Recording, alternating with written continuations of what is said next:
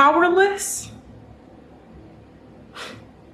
More like the most powerful display of emotion. Oh my God, that book took this book.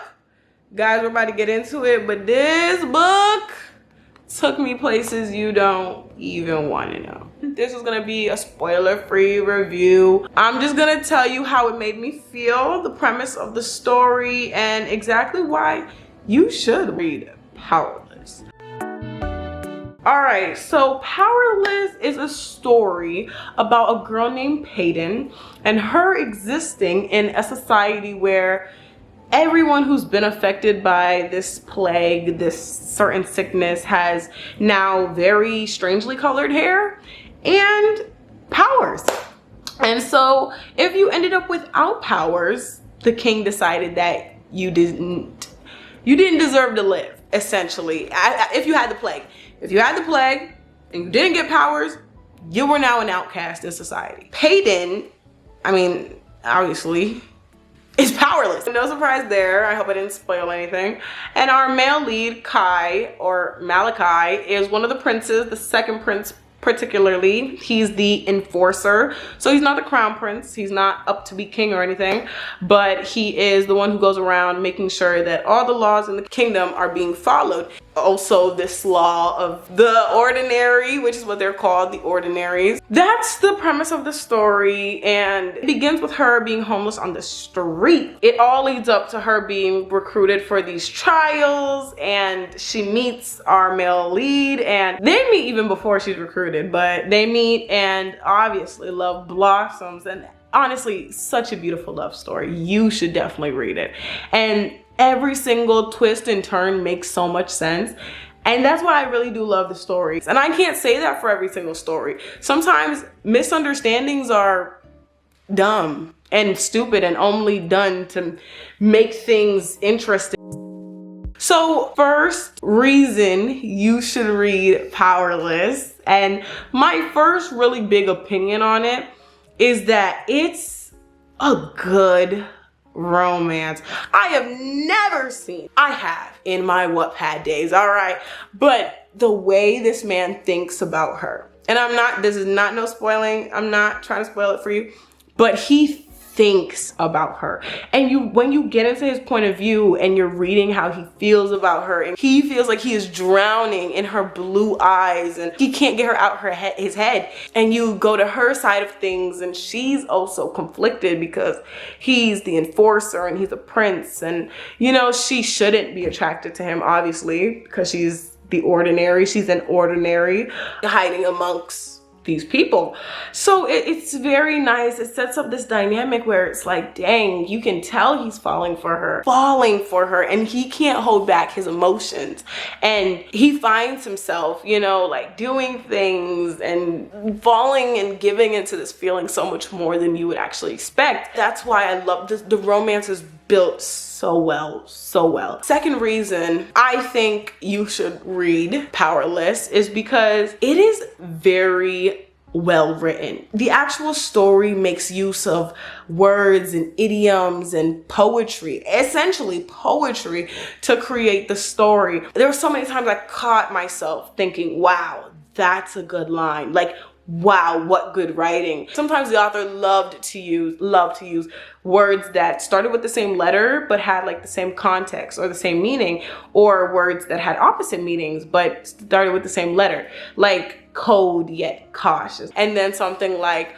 hot but hasty, dangerous but delicious. Like, you know, wordplay was on mwah. You almost get taken in with it. It moves like the way it feels. Like, imagine saying those words and they roll off your tongue. It's the same way you feel the story roll into place once it's read. I don't know how to explain it. It's so well written. It was so easy to finish the first book and then finish the second book and the third book. Let me know if you want me to review the other two books. Third and last reason I really feel like you should read Powerless is because there aren't that many books doing what Powerless did in this story.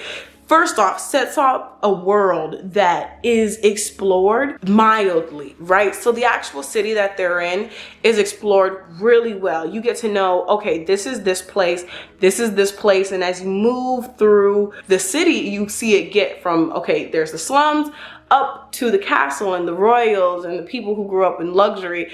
And the way the world is built is so nice, and yet you know that there are other cities outside of that city, and it's mentioned in hints and little bits and pieces, and it makes little promises that it has to keep. And I think that's what's most important as readers.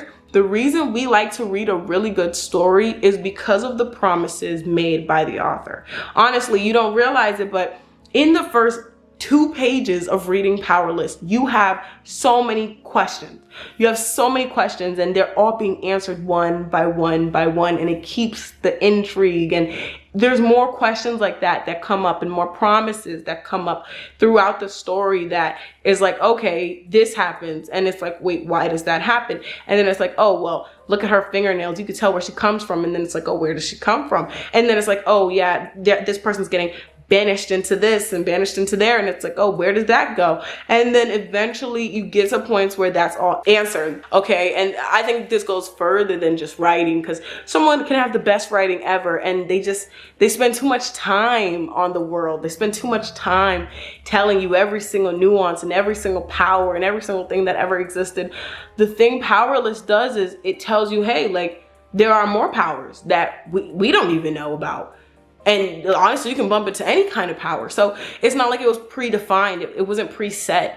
The author didn't sit down and write down a full list. And even if they did, they didn't utilize every single thing. There's no glossary, no index. And even if there is, it's not like you have to read it. It's not in the story. I think sometimes what fantasy authors struggle with the most is creating all of this context for the world building and all this stuff, and throwing it, word dumping it into the reader's face, when even though the reader doesn't enjoy a really good world being built, it's almost like you live in the life, in the soul of the person you're reading in, if that makes sense. As a writer, these are things that you notice. And as a reader, this is something you also notice. You are reading and I'm writing, and I read and I write from, you know, this person's perspective. And as much as you live your life as a human, just imagine you're human.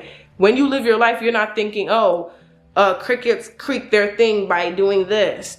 And you're not thinking, oh, there are koalas in the world. If that isn't in the path of your life, you understand? So all this context being built into the world we live in isn't in every single moment of our lives. We simply acknowledge it's there by breathing in and breathing out. So why would it be different for a book where a main character is living in their world? Why would they be thinking about all this new context and such, even if they go to a new city? Imagine you go to a new city and it's like Thailand, and you've never seen these sites. The only thing you're noticing are those sites. You're noticing what's different. You're not noticing the air. The water doesn't surprise you. You know what water looks like and feels like. It might look a little more shiny, a little more clear, a little more blue.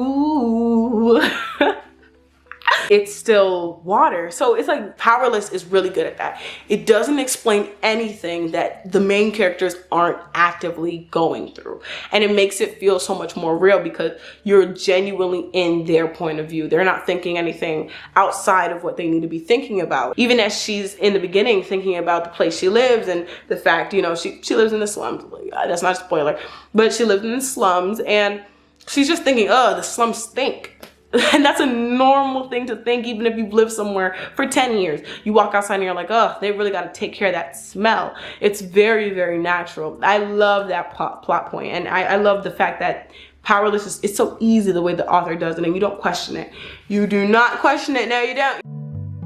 3 reasons why you probably wouldn't like Powerless. First reason, the main character, Kai, is very, very emotional and poetry-esque. The same way I said it's a good point, it can also be a bad point. Imagine if someone spoke in metaphors. They were very poetic in every single thing they do, and the author eventually in the book mentions how poetic this person is, and they still continue to be very poetic and talk about drowning in people's eyes. Just everything you can possibly imagine that's like, wow, that person really likes that person. Wow. Like, you know, as if we don't already get it. It draws on at some point where it's like, yeah, we get it. He's in love with her. You wouldn't in your mind think about a person this much, or even natural. You wouldn't think about them in this context, even if you were, you know, deathly in love with them. It might even get cheesy in your head eventually reading it, even from his point of view. You don't really see it from her point of view, but you see it. You really see it when you're in his point of view, obviously, because you're in his head. So that might be something you don't like in the story. I would say don't read it if you don't like cheesy to the extreme. Second reason you might not want to read Powerless. There's like a soft love triangle. It's the worst kind. I won't even go into it deeper, but imagine a friend, a man friend, a girlfriend. Imagine you're a very, very close friend and they see that you're falling in love with someone, and then they all of a sudden want to get very, very close to this person. It's like bad, and it pisses me off that it isn't addressed sooner. It's not addressed. No one talks about it for a long time, even though it's very obvious and people are feeling emotions because of it. It's not addressed, and it's almost acted and treated as if like, oh, well, that's happening and that's making someone feel some kind of way. And even though it is, it's not being talked about, and it's irritating to me personally. I don't even want to think about it. That's how much it pissed me off. But no, yeah, if you don't like a love triangle, I would say this can be kind of irritating. It can kind of throw you off, but Powerless isn't just about the love triangle. It actually has a plot behind it, which is like, okay, you could probably get over the love triangle. I used to be a big love triangle person. Loved love triangles. I wouldn't even read a book if they didn't have one, because I loved seeing a man jealous. But then I realized jealousy isn't cute. It's not cute if someone else is getting hurt. And that's just my frontal lobe developing, I guess. And I really hated seeing the second male lead feel really bad after giving it their all for this person to like fall in love with them, and this person just wouldn't. And it's sad, and I didn't like that. So third and like last reason I'd say you might not like Powerless is that the villain in Powerless, the actual book Powerless, is just a villain. Like straight up, there is like a story built behind there, but he's just a bad guy. They don't really develop his character as much as I think they should have in that first book. I'm not saying later books, I'm just talking about Powerless. They don't show us glimpses of him being like an actual good person. So when he, you know, goes through what he goes through in the past, future, present, whatever, you're not rooting for him in the slightest. And even when he gets a little bit closer to the main character, and I mean physically closer, I don't mean friendship or anything, I mean physically closer to her, he just acts like a villain. And he's a villain all day, a villain all night, a villain until, you know, the moon comes up.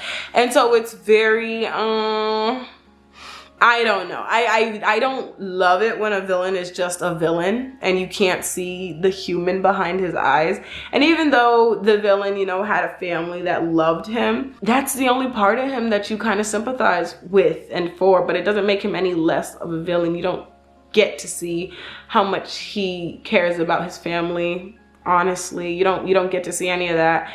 You see how villainous he is and how selfish he is and how, wow, this is a really bad guy, even though the whole book is made of themes of gray, you know, themes of gray. It was such a surprise to me that this character was portrayed the way that they were. So I don't know, that might be something that throws you off and kind of makes you feel like, dang, this is like Power Rangers or something. Oh, let's defeat the bad guy. And he's actually really a bad guy and not just a human. That's how I feel about Powerless. And would I read it again? Yes. My rating out of 10 is at least an 8.5. A good book. It's a solid book. I honestly had to look for things that I was unsatisfied with just now to really think on like, oh, like what's wrong with it? And I just told you what I think was kind of wrong with it and what I think could have been done a little bit better. That is all of my nuance for Powerless. Tell me if you agree, if you disagree. I completely understand if you disagree. I don't think it's a bad thing to ever disagree, but give me some reason for it. And have you read Powerless, and do you recommend it? Because I do. I actually do recommend it. I think you should read it. I think it's a good love story. I think if you're looking for the feeling of like Hunger Games, if you're looking for like that song, Temptation, I can't escape you, escape you. If you're looking for that vibe, I completely suggest reading it. It's good. It's a good book for that. That song just kept going through my mind, and if you're with the TikTokies and you're on the BookTok's, you'll completely understand. So subscribe, like, and comment, and tell me how'd I do. You like my review? I'm gonna be outlining my book next time I see you guys, and I might be doing a little book vloggy thing, so look out for that. Thanks for watching. Like, what? What's up? Yeah. Bye.